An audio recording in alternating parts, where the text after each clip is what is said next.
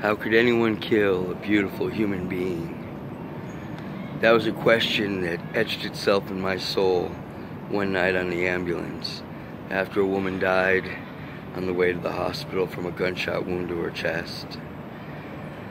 About a minute before we arrived, she grabbed me by the arms, looked me in the eyes with the epiphany of what was pending. And despite all my efforts, she was correct.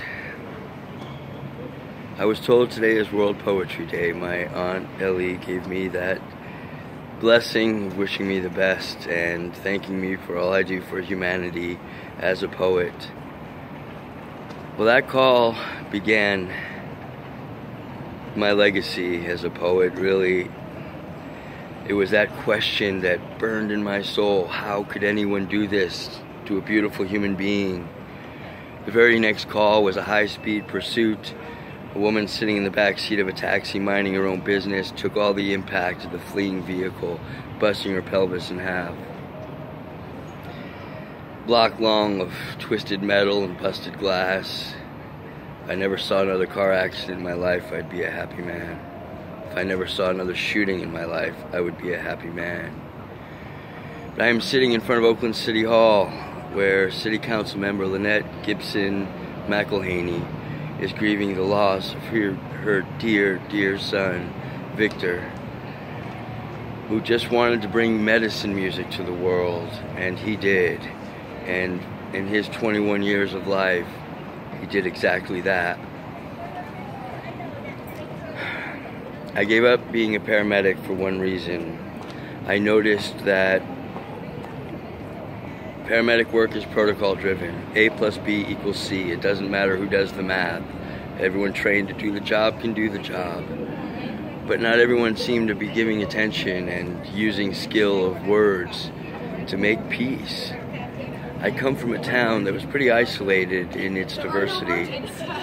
And as a result, there were things that I thought were true in my youth that I've come to learn were myths.